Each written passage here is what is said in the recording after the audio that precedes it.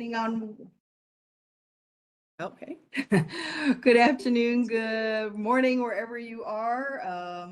So coming from the East Coast, it's noon, so we wanted to get started. There are a number of board members on our wonderful town hall and official business meeting for the year. So welcome to all of them. We are recording this if you just joined us so that we can share it on email to anyone who missed it. Daryl, would you like to give us a welcome? Our president.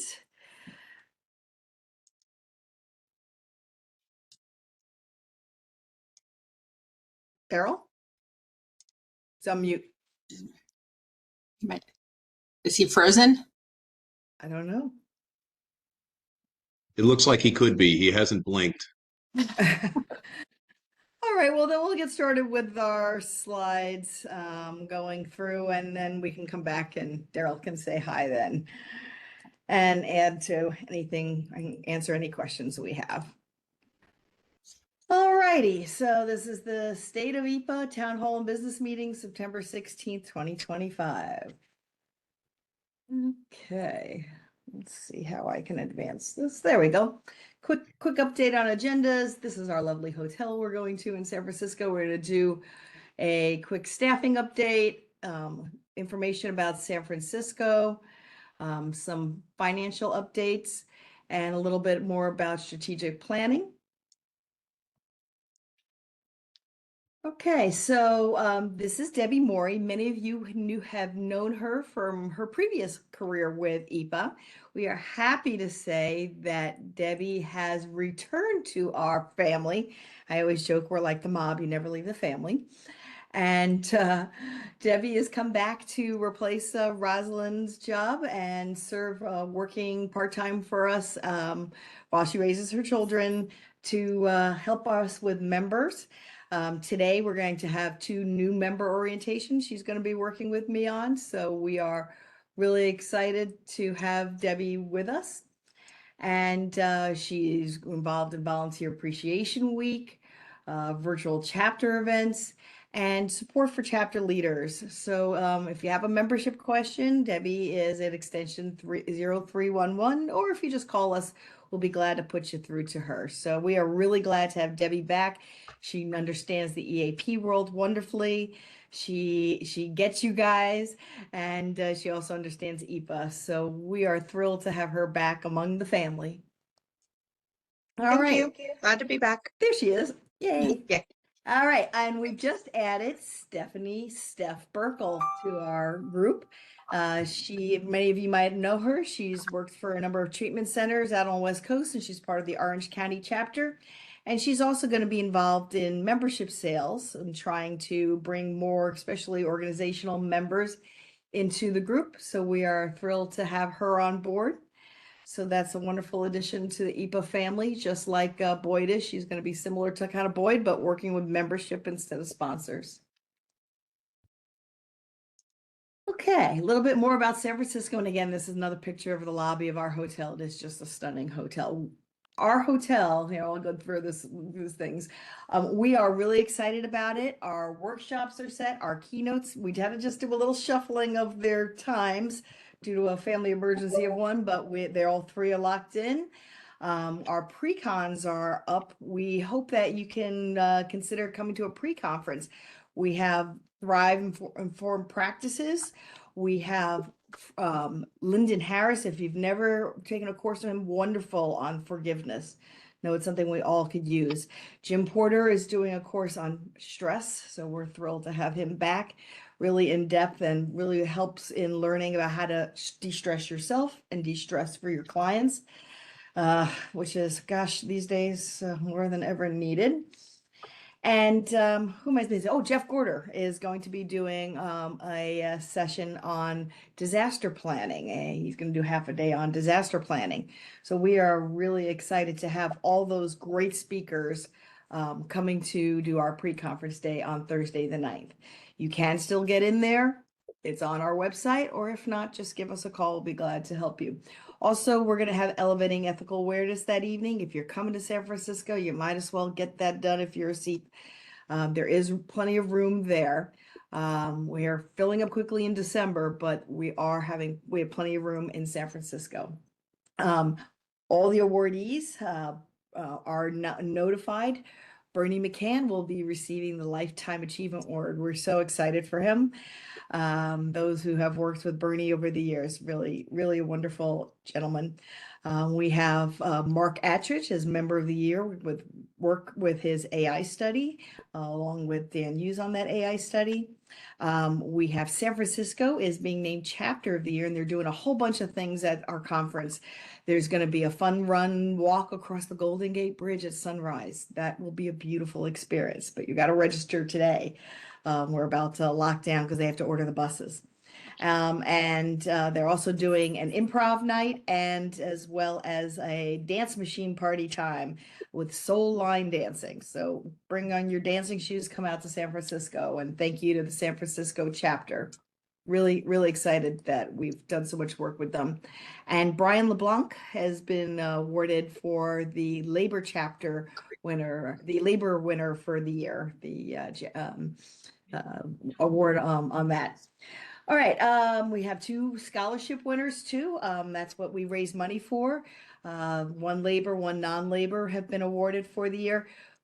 Please, when it comes to Giving Tuesday, consider making a gift, even if it's small, $10, $25, $50, anything you can, because together we bring on that next generation of opportunities for our folks to come to that conference. We'd love to give more than 2 scholarships. We just have to raise more money.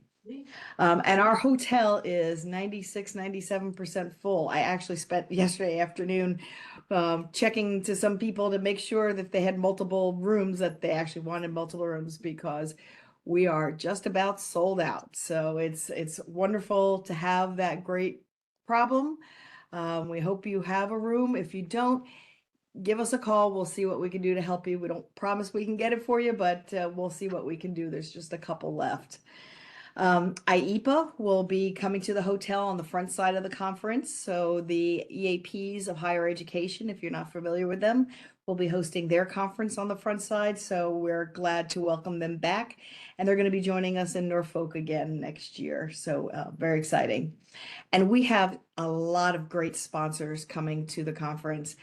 Boyd has been on overdrive getting these great sponsors. I think we're somewhere in the neighborhood of 50 something, I want to say 50 something sponsors. It's really wonderful to see them turn out. So don't miss out. Please come get your conference registration. We want to help get as many people there as possible. It really is going to be a great event. All right, and here are our keynotes. Dr. This is the old one. This is actually, we've spelled this wrong. It's Medcalf. Excuse my apologies, Dr. Medcalf. But she has been a tremendous speaker, working a lot tech companies in the Bay Area, as well as John Brown, who is also a partner and works in the EAP field with our own Mary Foston English. And then Victor Armstrong, who is a vice president of DEI with the American Foundation of Suicide Prevention. So we have a really amazing lineup of speakers. We hope that you will come out and get to see them. And if you can't make it, or in addition to making it, I want to give you the dates for the future. Norfolk next year, if you weren't there in 22, it's a beautiful hotel, 3 gorgeous restaurants, seafood, Italian, and like a real gathering pub kind of bar with a outside rooftop fireplace. It's really a neat place called Grain. So we hope you'll join us there, right on the water, right by the USS Wisconsin. Great museums, clean, fun, great place to have a conference. Then we're going to New Orleans in October of, that's wrong, it's September. I have that date wrong. It's September. I think I have that date wrong. I forgot to change it. My apologies. I will fix that and get that up there in September of 2027. And then we are going to Washington, D.C. in September of 28. We are going to be in the Washington Hilton. So that's, if you've never been to the Washington Hilton, one, it's where they have the correspondence dinner every year, if you've seen that, where they insult each other. Also, claim to fame is where Reagan was attempted assassination there. So it's an interesting place. They even have a plaque there for that. Just realized that New Orleans date is wrong because I know it's in September. All right. I'm going to turn it over to Leanne, our treasurer, who is going to be rotating off our board. I want to say a personal thank you to Leanne. She has been amazing treasurer and helped us out in getting our books squared away and getting us on the right track financially. So, Leanne? Great. Well, I didn't prepare to show you like detailed financial statements, profit and loss statements. However, they are available if individual members want to see that. But wanted to take opportunity to just give you an update as I'm ending my term as treasurer. I am pleased to announce that we closed fiscal year 2024-25. So we run July 1st through June 30th. We closed the year with a total net income of $353,000. This was a huge change for us. But basically, this brought our net reserves, if you're used to looking at for-profit, in for-profit world, it's called the equity, our cash reserves, our net assets, to $569,496. So we basically, what I'm going to back up is that the board of directors, about 2 years ago, we set a strategic objective to try to rebuild our reserves. Our goal is to build our reserves to $1 million, which is equal to 1 year of operating expenses. And we'd put that out as to be a 5-year plan.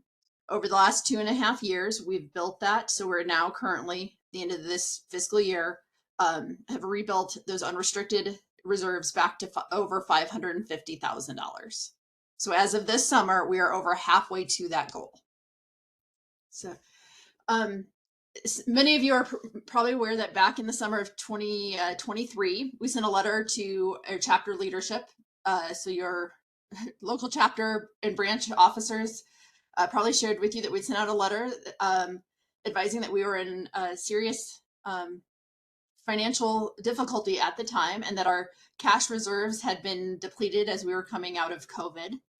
And we had asked for assistance in implementing several operational changes. Over the course of that year, by January of 24, we were starting to see the benefits of some of our cost containment mechanisms and changing to the way that we operate, and our cash position was improving. So I'm pleased that as now we're late in 2025, we're finally starting to really reap the benefits of all of those seeds of change that have been planted over the last 2 to 3 years here. So essentially, my financial report is that we are well on our way to rebuilding our financial security. We continue to look to maintain and build our financial security so that we are not only stable, but really looking to growth and really getting back to being a thriving organization. We are not fully to our goal yet of cash reserves, so we still need to be cautious with our spending. Revenue generation is always key, but we are definitely headed in the right direction. So I also know that, so I'm hoping that all of you will take it back to your chapters and your branches and your networks and share the good news that we really are in a good financial position at this point. I know when people hear doom and gloom from a few years ago, I think I'm still hearing some feedback that people are concerned that EAPA is a dying organization and we're not financially stable. We are not. We have turned the corner. We have stability. We're growing. I will wait for Daryl and Julie to give updates, but membership, we went from 900 members to over 3,000 members. So huge transition. We're growing, we're expanding, and I'm hoping you all are seeing that in your own personal benefit that you're getting from your membership. But as an organization, we are here and we plan to continue to be here to serve the professionals who serve our workplaces. So that's my financial report.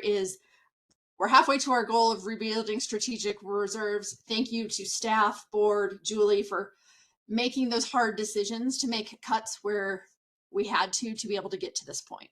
But we are on the right track and we're stable and we are transitioning from recovery into growth mode now.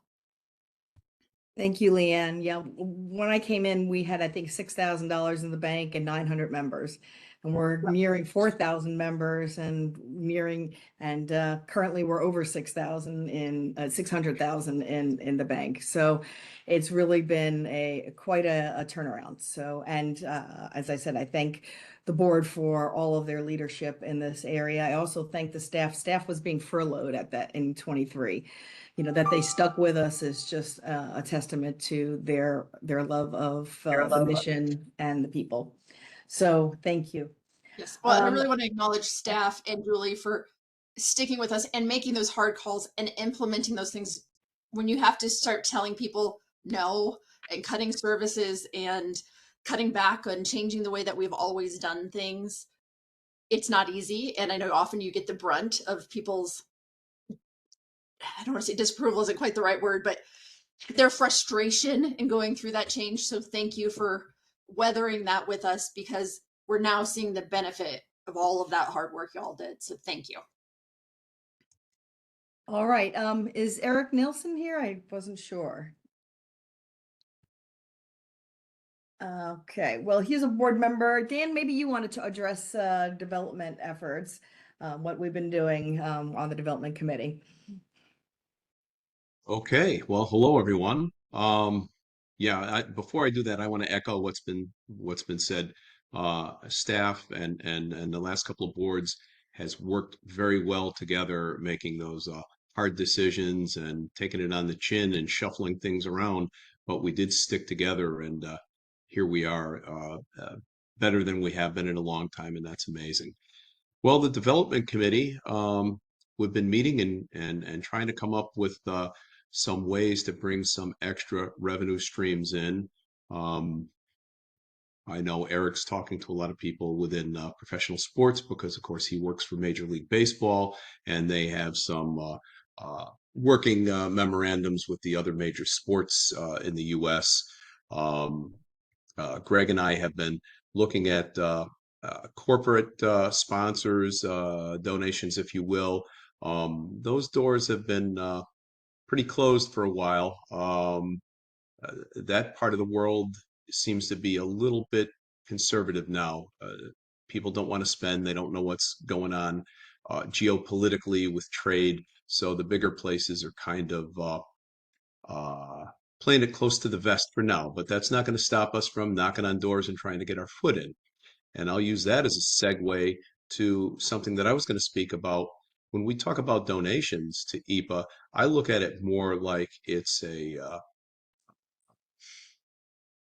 investment, and when you do an investment, you look for and expect a return. When we donate money to EAPA, and I personally like to put it into the scholarship fund. I mean, there was one year that I didn't because we needed it to pay staff and to keep things, keep the lights on. Um, but when I do that, I'm really pleased to hear that two people are going again. That's like the old days. We also had 22 others apply. There was 24 applications. We got to do two. People want to come. And when they come, we get a return on that investment because, like our current president, Daryl Joseph, his first one was on scholarship. And when people come in, they want to give back. So we say, well, what do we get out of that? Our dues are not going down. We get our Wednesday wellness every week. That takes staff time and resources, and it's something that we give back to ourselves. We have the free Fridays where you're getting PDHs to come to some really timely and really good educational programming. And we just get the people that come and add to the body of work, which is employee assistance. And so when I ask about donations, I like to phrase it as here's an investment. Invest in EAPA because we all reap the benefit. And that's my report on what we're doing with Development Committee. Thank you. Thank you, Dan. Thank you, Leanne. A couple other things that I often get asked questions on. 2 years ago, we put our office out to sublet. If you know what's going on in the commercial real estate market, there is a glut because a lot of people went remote. And we have tried, we have given tours, but to date, we still have this $14,000 a month white elephant. Um, Julie goes over and picks up the mail every week. It is something that we are done in 2 years. So November 1st, 2027, pop the champagne. We will no longer have that bill on our books. Also, our Xerox machine that will be done on its lease in 1 year. So 2 years from now, we will be breathing a lot easier and we'll be able to do a few more things as well as continue to build our reserves and be able to make the board and the staff will be able to make more choices to really help the organization. So remember that date, November 1st, 2027. It's Layla, I think it's tattooed in my somewhere on me about partying on that day. And if you can get our office subletted out in the meantime, let me know. I'll pay you a finder's fee. So it's not off the table. I also want to send a thank you to ConocoPhillips and Chevron. Those companies did make a donation this year to us, so we appreciate both of their donations. And then I just want to mention, Dan just mentioned your dues. I don't know if people recognize it, but our dues have not gone up in over 15 years. We have held that line and not changed our fees that you pay every year, not one penny, even though everything, gosh, I was just in the supermarket. Oh my gosh, everything has gone up. Staffing, utilities, mail, right? I think 78 cents a stamp these days. So I want you to recognize that we have held that line and come back from the brink without raising your dues. We want to keep that initial barrier the same or low so that we can get as many people into EAPA as possible and have them meet, network, grow, learn, and grow the community and the industry. So just wanted to make those comments. All right, going on forward. We conducted a whole lot of education courses last year, 23. If you talk to Julie Rochester, she was in the majority of those. Let me tell you, she was pretty darn tired. We have 4 more scheduled for this fall, including leadership. SAP is out there. We have fundamentals of EAP and plus Labor 101. So, always check. If you just click on the education box on the top of the website, you'll get a schedule of all the upcoming things. We're currently working on what's going to be happening in the new year. We have 4 more free Fridays. Those are available. We conducted 12 of them at the beginning of the year. We're going to do 4 more starting October 31st. Greg DeLapp and Kathy Young are going to be talking about, has your boss ever made you cry at work? And I don't know about you. I know men punch things, women cry out of frustration. We've all been there. We've all done it. How did you handle it? What did you do? Where did you go from it? So it should be really interesting. There's a couple of other great courses, free Fridays this year. The registration is open. It's free to members. You have to be a member. You cannot buy your way in. All right. We are also in the process. We're almost done scheduling 12 free Fridays for spring of 2026. I think we have 10 of them done.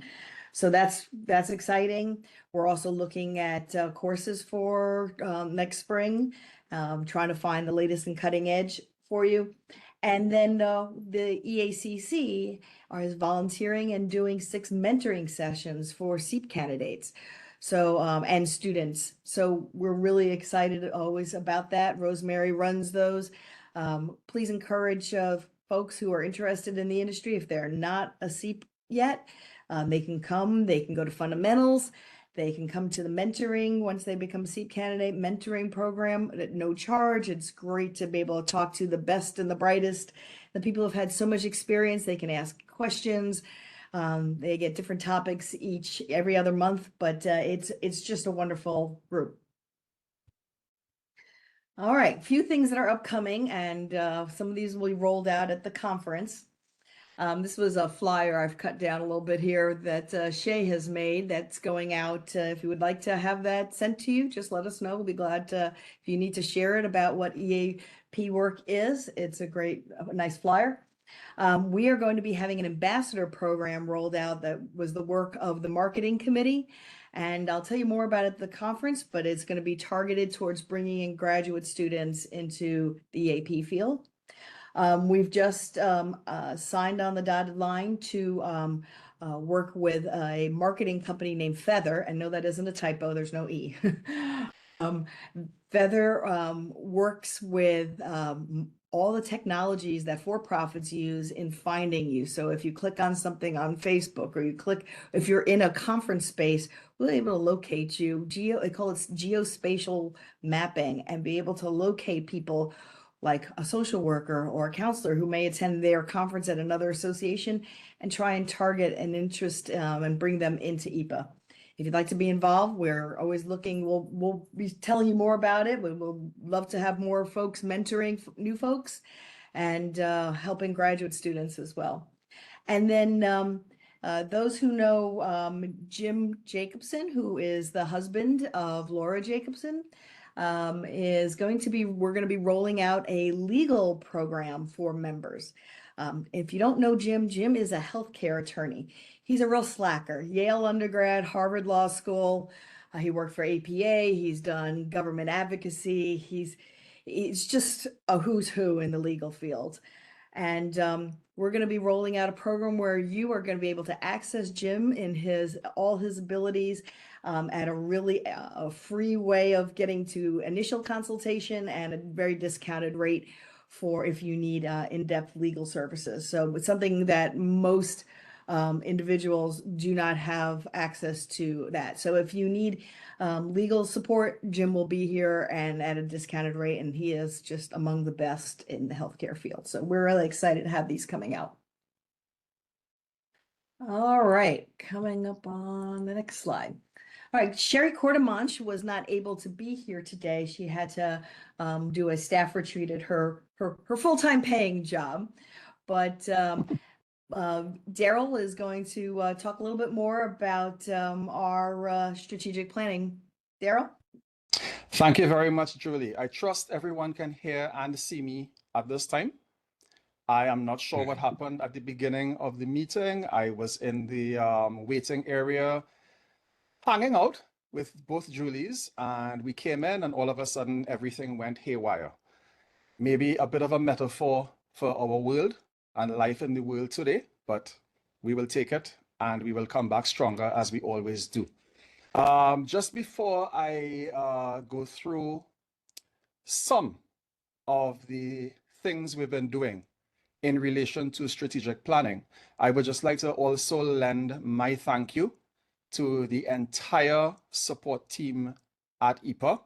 This will include the board, the EACC, the various subcommittees and task forces, and of course, our loyal and resilient staff, who all work hand in hand to bring things to the table. I was listening to Leanne discussing the financial results, and it all sounds really easy. A few years ago, we were about to go under. Now we're doing all right. We have, over 600K in the bank. And it sounds like, yeah, it just happened. Folks, it did not just happen. Lots of people worked very hard, very smartly, very craftily. Lots and lots of discussions. At times, lots of arguments. At times, lots of coming up with innovative approaches and ideas and strategy and so forth. The net result is that you have a thriving, growing organization once again. And I dare say Providence is on our side, because the need for what we do and the need for our profession is greater today than it ever was before. As we all know, the entire world is literally upside down, and that is being reflected in workplaces, both employees as well as work organization, culture, managerial style, etc., etc. So we're not going anywhere. We're here to stay. We're growing. And the importance of strategic planning to all of this is to encompass what needed to happen over the last few years for us to get to this point, and where we go from here. So someone correct me if I'm wrong, in 2022, I think it was, we spent a considerable amount of time, we being the board and the EACC at the time, we spent an afternoon, or can't remember, was it an afternoon or an entire day? We spent a significant amount of a day I think it was the Thursday before the conference began at Norfolk that year. And we spent it along with a consultant, and we devoted the afternoon to strategic planning. The idea was, as it is and as it should be with strategic plans, is we know where we are, we know where we want to be. How do we get there? What are the things that we need to do in order to ensure that in 2025 and 26 and beyond, we are going to be where we want to be as an organization? So we put that plan in place, and we have been working diligently at it. As people leave and as people come in, as responsibilities are handed over, the strategic plan remains in place and it continues to move and grow. So from a very long, extensive list of initiatives, what we've done today is to distill what we think are the most important ones for you to know. And we've summarized them, and I will discuss a few of those things here now. We would have heard before that, and I think if you've been paying attention, you'd be aware that the research committee supported a study on the use of artificial intelligence in employee assistance. That study was headed by Dr. Mark Attridge and Dr. Daniel Hughes, all of whom will be in San Francisco in a few weeks' time. I have to keep saying a few weeks' time so I don't get overconfident and leave packing for too late. In a few weeks' time. That research program and the initiative and support we gave to it was part of our strategic plan. We have a whole bunch of things around research, and that is one initiative that has come about, so forth. We have submitted our first EAPA grant in over 5 years. You would have heard about the ambassador program, which is now we are at the phase where we can start reaching out and talking to people out there about what we're doing. And not just talking, not sending a LinkedIn post or a social media post, which has its role and is important, but actually physically going into places and preaching the gospel of EAP. Let me put it that way. We're about to do that. The EACC continues to update the SEEP and continuing to make it more user-friendly and improve quality. A lot of the improvements that are taking place are as a result of feedback. And that's the importance of feedback. And let me just say something about feedback. Feedback is really cool, but there are a few things that make feedback even cooler. Feedback that includes suggestions for improvement is really, really, really helpful. Sometimes we can identify problems, and problem identification is important. But it helps when, in addition to identifying a problem, one also thinks a little bit about, well, how can this be improved? What solution, what path should be taken to make this or to eliminate or remove this problem? So it's really nice when we get feedback. That's important. But it's really, really nice when we get feedback that includes suggestions for improvement. Those are things that we could work with, discuss, pull apart, put back together, and come up with solutions to make things better. So a lot of the enhancements, the ongoing enhancements to the SEEP is as a result of your feedback. So thank you very much for that. We can never say too much about the strides that we've made financially. I'm not going to go into details again, but suffice to say, you belong to a financially solid organization, one that is growing, one that is going in the right direction, financially, membership, activities, etc., and so forth. Despite all of that growth and all of that goodness, we remain open to feedback and suggestions at all times. Please don't hold back, okay? Globally, we are spreading. I have to mention, I'm trying not to mention single out people too much, not because they don't deserve to be singled out, but everybody has been pulling their weight and doing such great things. It's, I feel a little bit like, I should call everybody's name and say what they're doing, but you will bear with me, right? That's just my, I suppose, part of my nature to want to do that. But I have to single out Ian in particular, Ian Kwamina, board member, who has been really, really doing fantastic, dedicated work to grow EAPA outside of our regular space. So I have 3 initiatives to mention. EAPA Korea just became a branch. Let's give them a virtual clap. There's now a branch, and this is South Korea. There's a virtual branch. Sorry, there's an actual branch in South Korea. They've just launched. EAPA Nigeria is in the process of becoming a branch. They're going through the steps right now. They've applied and they're going through the various legal steps that have to take place in order for them to become a branch. So that's another new branch. And Latin America, the entire, and Latin America encompassing South and Central America. Many of our Spanish speaking and Portuguese speaking, in the case of Brazil, partners, they have been working over the last year plus to pull together a virtual Latin American branch that is also affiliated with EAPA. So we are growing financially, our base membership is growing, our branches internationally are also growing. And as you know, we continue to dialogue and speak with EAP representatives worldwide. Internally, we have an incoming new chair for the membership committee. Let me just say something about this membership committee. We see this as a fantastic opportunity to really build on and enhance value for our cherished members.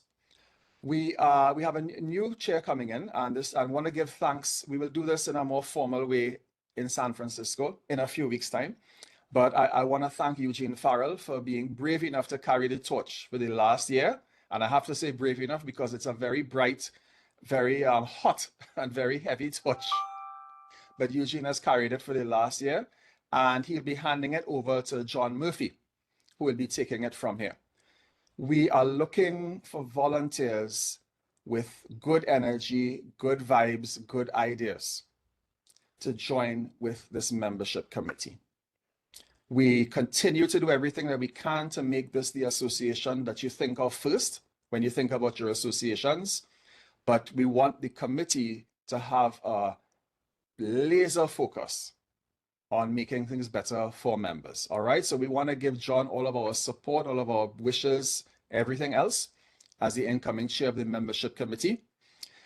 We continue to look forward to the conferences that are coming up, our meetings committee, and we want to thank Pat Hurley, who took the torch from yours truly about a year ago and ran with it for the last year. The meetings committee is the committee that has a major responsibility for pulling the conferences in particular together. They speak the theme, the keynotes, the speakers, the workshops, etc., etc.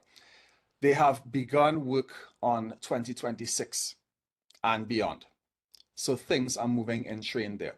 And one last thing, which is not on this slide, that I want to mention, because this is something that's very, very dear to me, you know. As a full-time EAP practitioner and as a provider of EA services, I'm very concerned about our profession and the growth of it. And we've discussed this at length at board level. And what we are doing right now is that we are actively building partnerships with related organizations with a view towards strengthening and growing the EA profession. We've spoken quite a bit about challenges and about disruptors, buzzword, disruptors coming in, and we know what we're worth. We know our value. We know our potential. We know we can do more. And one of the things that we are doing, which fits in line with our strategic imperatives, is to protect, solidify, and grow the EA profession. So you will hear more about that as time goes by. Okay? So that's, again, I did this on behalf of Sherry, who could not make it today. We really, really miss Sherry. Sherry is a fantastic person to have at your side. Very witty and funny in her own way. She has her own way she says things sometimes that I'm not sure she means to be funny, but it comes over as very funny. At the same time, very serious and very insightful. So we're really sorry not to have her here today, but you know, we're glad to have her on board. I'm really looking forward to seeing all of you guys in San Francisco. I'm glad the dance machine is back. That falls up my alley and several other people's alley as well. And I'm looking forward to us connecting, networking, learning, and having a great time.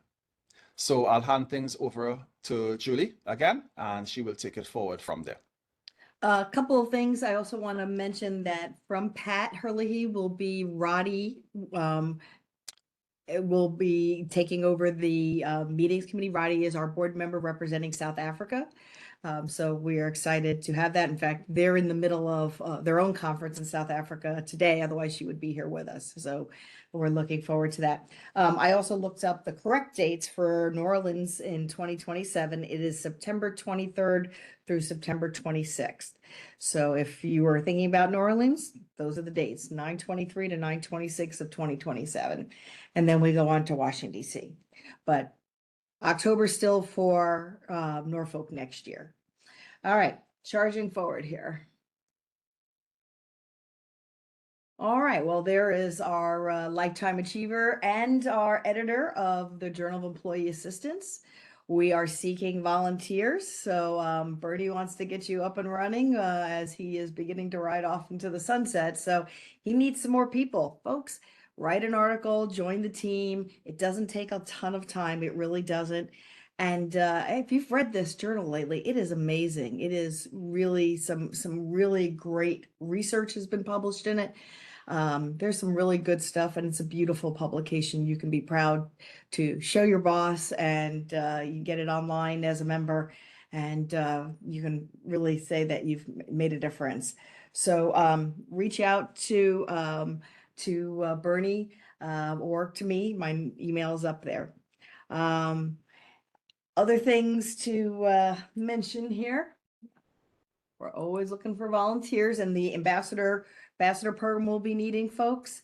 So when you hear that rolled out and you understand what's going on, we ask you to step up and volunteer or come to a task force or committee if you have interest. This is another flyer we promoted San Francisco with. So with that, I will cease our slides here. Julie is there to answer any question, help us facilitate any questions. Julie, do we have any questions that we have not answered in chat or raising hands or jumping in? Not yet, but Mary just made the observation that going to New Orleans is a great place for her to celebrate her birthday. All right, then. So It's a sounds like another fun dancing town. opportunity. Yeah, they just hosted the Super Bowl. So when Julie and I went to do the site visit, they kept saying, well, this will be cleaned up and that will be cleaned up. This is about a year and a half ago, and they cleaned it all up for the Super Bowl. So it's looking really spiffy. And then we're right between the real party zone, which is a real fun place to be, as well as this new area called the Warehouse District, where there's amazing restaurants. So if you've never been there, it is a great time to be there. And it will be in late September, so it shouldn't be too hot, but you will definitely bring your shorts and enjoy yourself and enjoy amazing food and great restaurant scene there. So other questions, concerns, thoughts? This is our business meeting. Here's your chance to ask. You got the board, you got the staff. Bernie's putting in a plug for anybody who wants to come and join the journal. That's what I said. We were looking for folks to really help out with that journal. It needs leadership, but it needs your support, and it's not an overwhelming amount of volunteer time, but you can, I always say, my life, I like to think of as a three-legged stool. So you have your job, you have your family, and you have your volunteer, and they should be balanced in good balance. I serve on a board of directors as a volunteer, and we are, we like that. You would think of EAPA as your place to volunteer. Okay, we are starting to get some questions in. How are we doing on registrations for San Francisco? We are light this year, sad to say, because the federal government has locked down all of federal employees. So we're probably missing 100, 150 federal employees which is just breaking Julie's and all the staff and all the meetings committees' hearts, because we have put a heck of a lot of work into this conference. We're at about 350. We'd love to see it go to 450. So if you're not registered, come on down. We'll even extend the regular registration one day if it's today. We got to give final numbers to the hotel. That's why we have to kind of clamp it down. But if you want to register today and you want to get that regular price, give us a call. We'll work with you. We want to get new people out there. The people who were in Indianapolis last year, we had about 450 in Indianapolis. They had an amazing time, and we had a ton of new folks. So I know the economy is stressing people. I know the federal government travel ban is stressing people. So unfortunately, that is impacting us. Sad to say.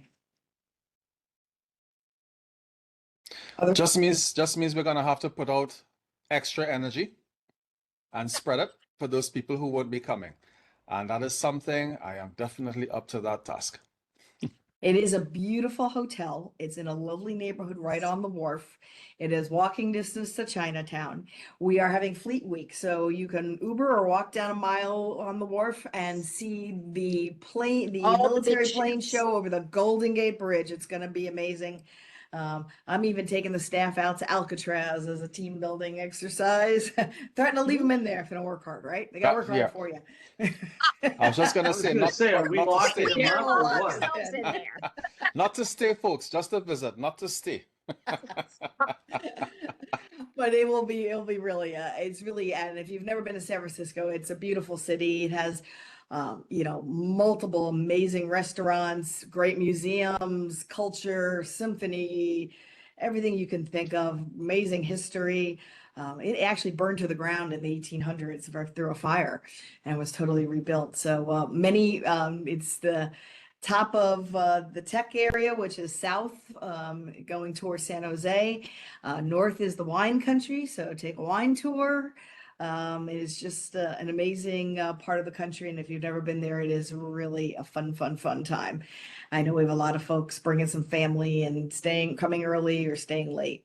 I also mentioned that Salesforce is coming to San Francisco the week after us, and our $215 rooms are going to $1,000 a night. So Julie and I and our conference Wow. planner, Nicole, planned and bargained really hard to get those rates. So That's also the reason why people who wanted to extend after the conference, we were like, oh, sorry. we had Because some we didn't have our lockdown, standard 3 days because of Salesforce coming in. They swooped in and got everything.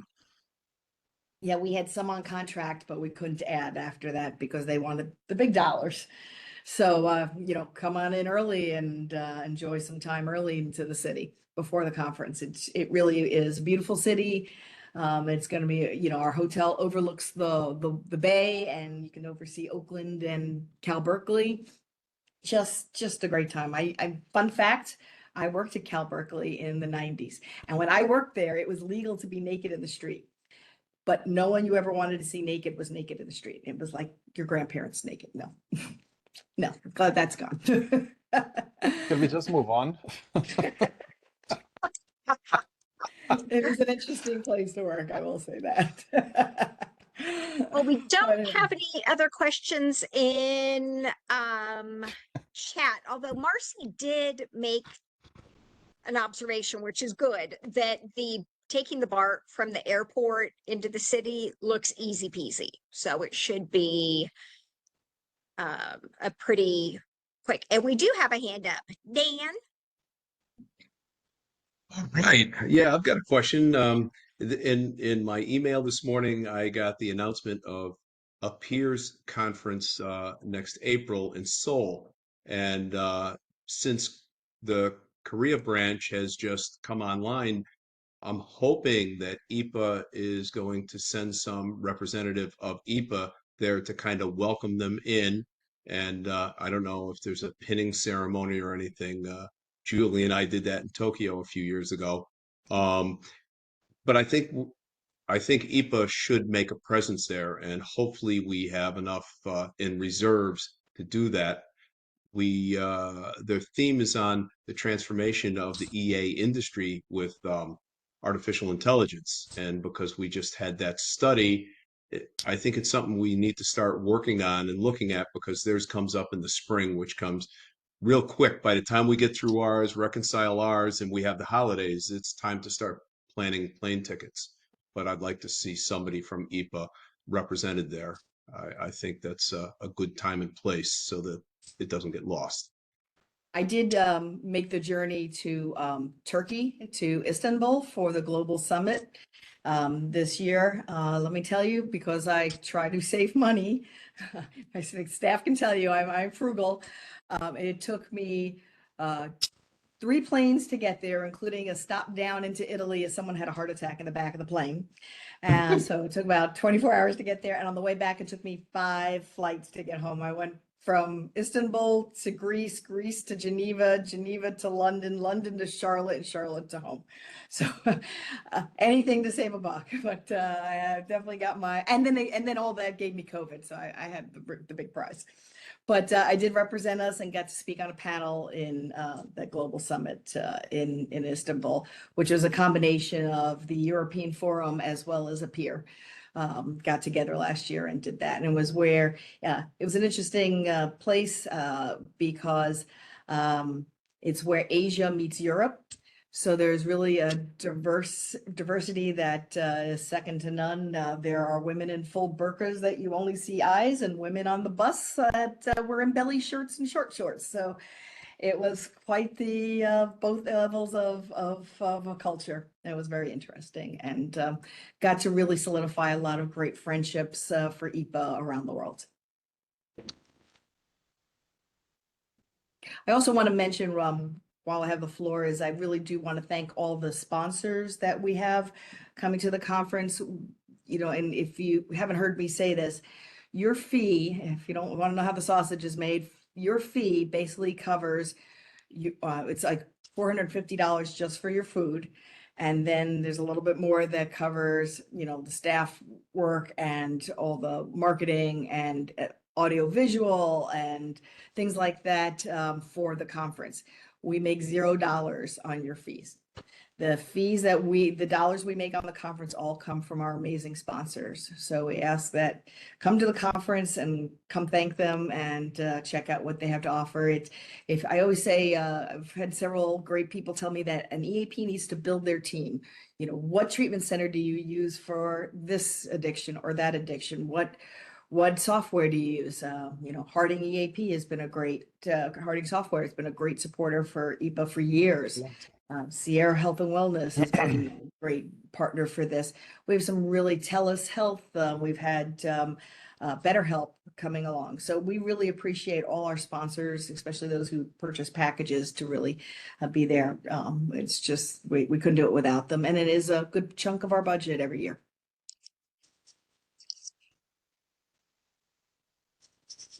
Any more comments in the Couple of Bernie. questions. Yep. Yeah, seeing a couple of questions on the chat. Julie, some more. Yep. So Bernie was wanting to know about our international reception and if we were having one this year. Unfortunately, we had a sponsor and they pulled out. And as I mentioned, food is unbelievable. You know, so we had it all set up and then our sponsor backed out. So we had to cancel it. We really did want to. Last year, we had 14 countries represented at the EAPA conference in Indianapolis. Alas, that we're working towards 2026. It is a pity. I agree, Bertie. Next year, Julie and I will name you Mark Berg, has been talking, doing some early planning. We are looking to do a summit, and what the specifics are and the exact topic was still to be announced, but we are looking to bring in some big name speakers the day before the conference and have a very limited level of attendees seats and have an amazing summit prior to the conference. So we are working to see where we can find the topics and the speakers that best meet the needs of EAPs. So stay tuned. We hope to announce that towards the end of the year. As I said, it will be limited attendance. So yeah, keep that date in mind in Norfolk, that you may want to be coming a day early, because it is a beautiful hotel and a great opportunity. Yes, Yeah, the it summit is. is in Norfolk, so and we're starting to build the conference page. It is there, but not a lot of information yet on it.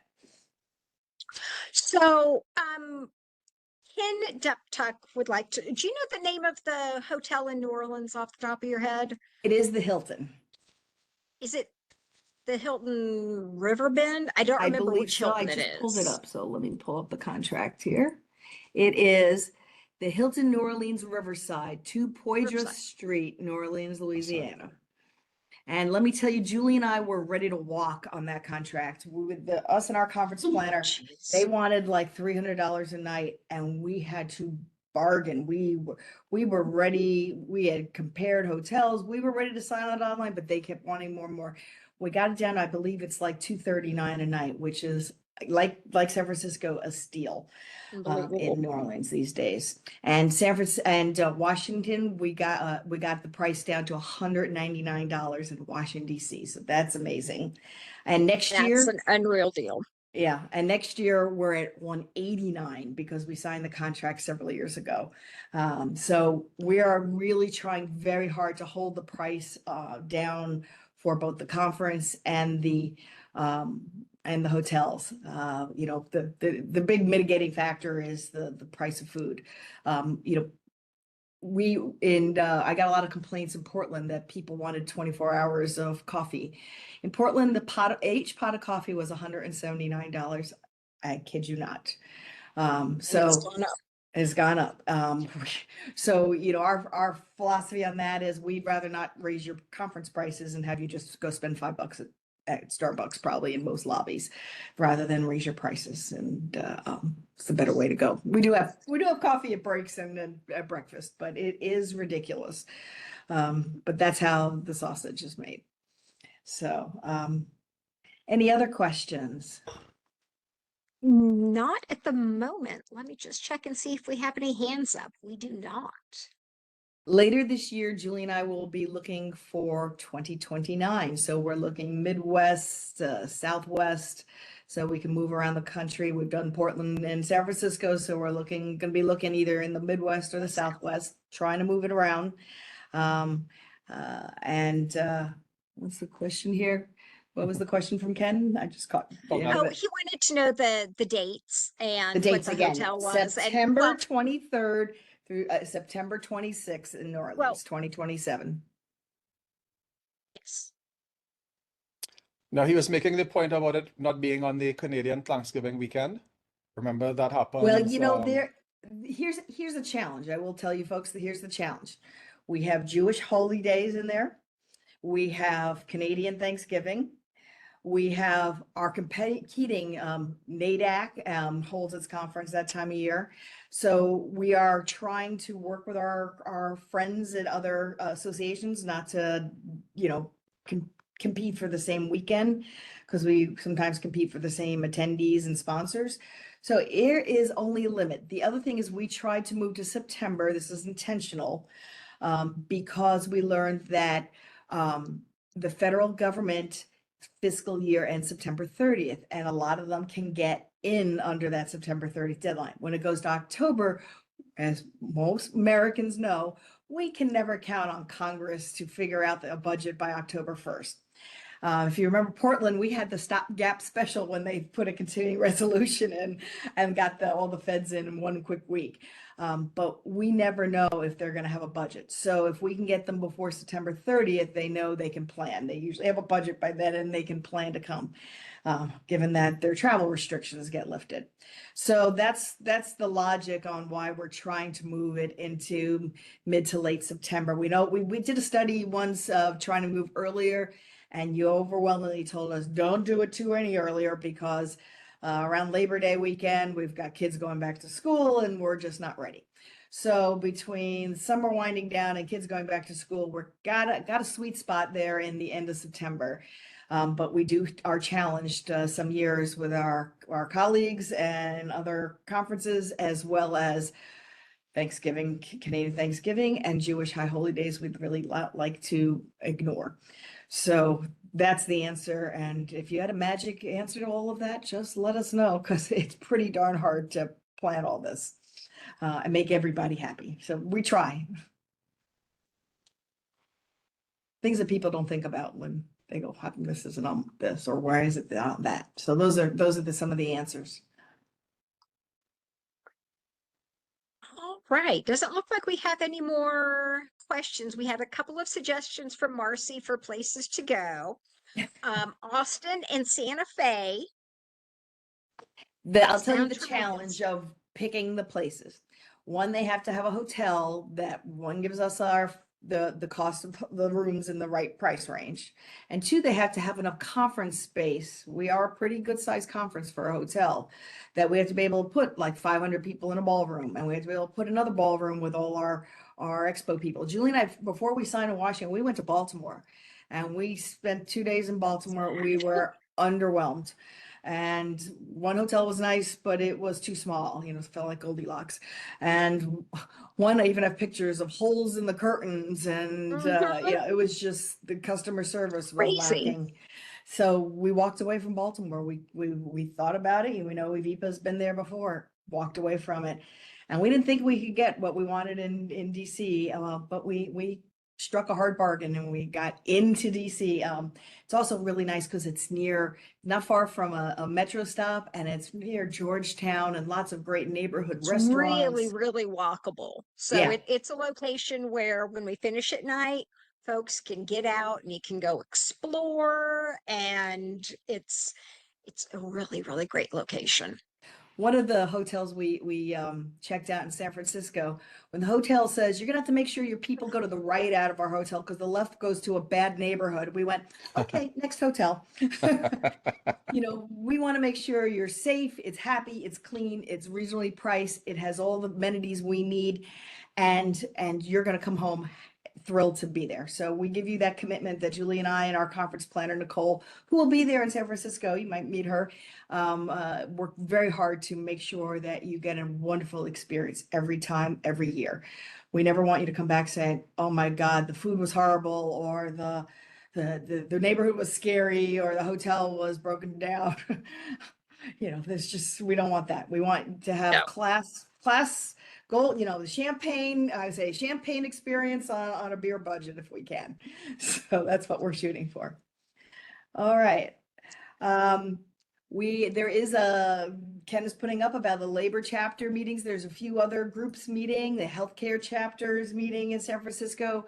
So check out the program when you get there. All the final locations and groups meeting will all be available for when they're meeting and what space they're meeting in. We will also be having our dine arounds. If you didn't participate in that, if you go to our conference and you don't know anyone, you can sign up for dinner Friday night. You can go with 9 new best friends to a restaurant. Everyone pays for themselves. And you can make 9 new awesome EAP best friends to start your network out.